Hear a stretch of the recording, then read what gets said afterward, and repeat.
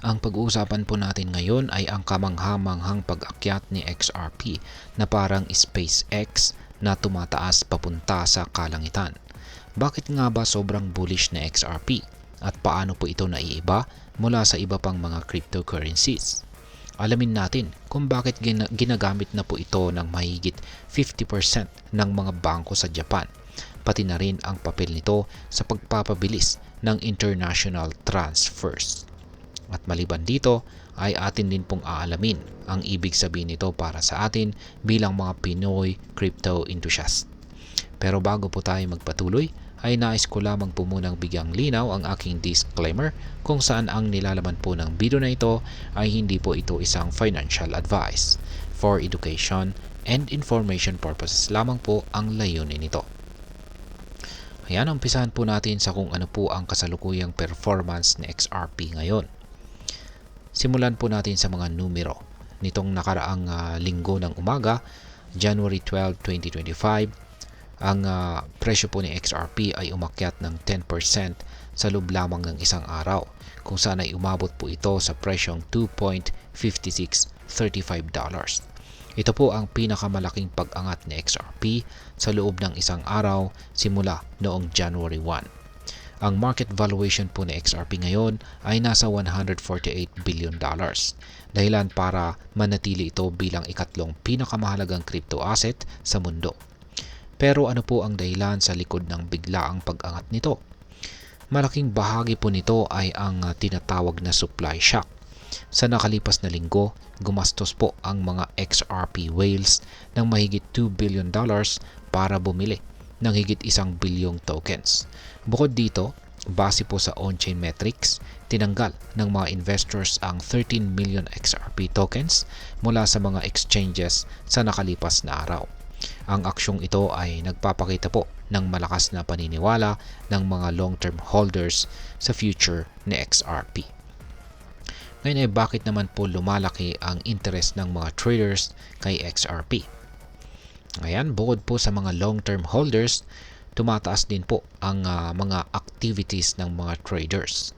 Ang open interest o dami po ng mga active trading contracts kay XRP ay tumaas ng 31% mula nang mag-breakout ito.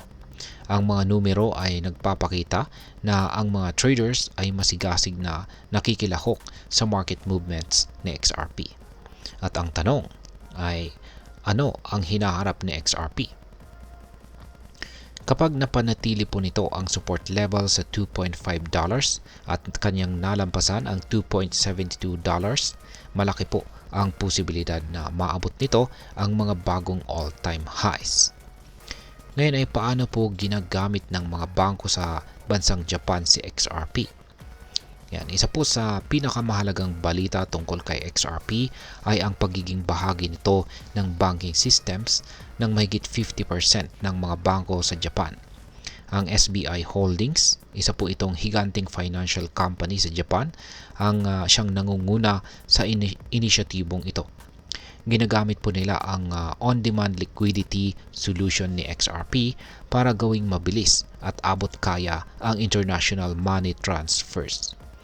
Ang CEO ng SBI Group, si Yoshitaka Kitao, ay isang matibay na taga-suporta ni XRP. Ayon po sa kanya, malaki ang naitutulong ni XRP sa pagpapabilis at pagpapababa ng gastos sa international remittances. Ang teknolohiyang ito ay nagpapabuti sa foreign exchange at cross-border payment systems ng mga bangko. Ngayon ay ano naman po ang papel ni XRP sa iba't ibang bansa? Hindi lamang po sa Japan ginagamit si XRP.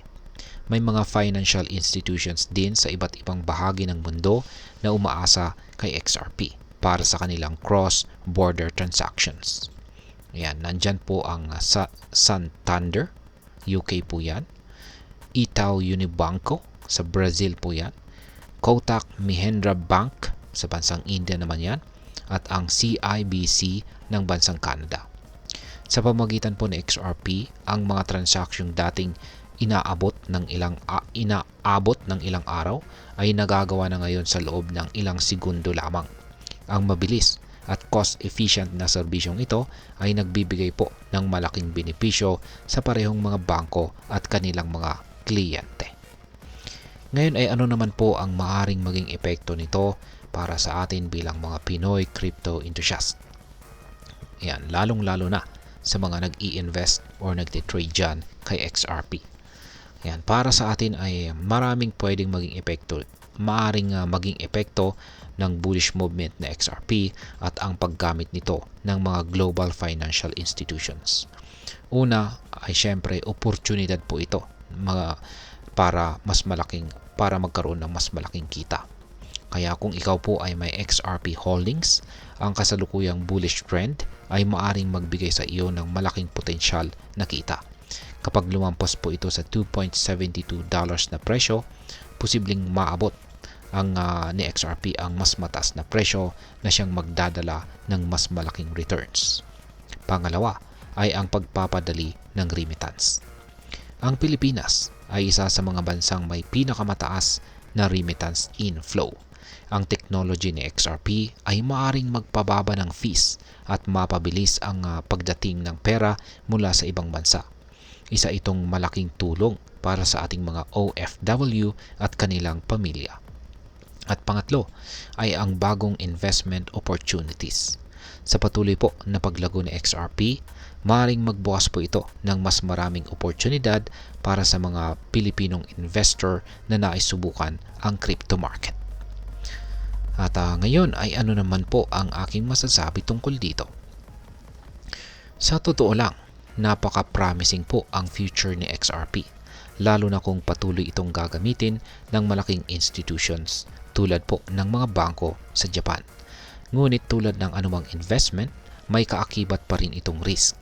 Kaya mahalagang pag-aralan po ang galaw ng market at mag-invest lamang ng pera na kaya nating mawala. Ang paggamit po kay XRP sa mga banking systems ay isang patunay na ang cryptocurrency ay hindi lamang speculative asset. Isa po itong makabagong technology na may tunay na application sa mundo ng finance.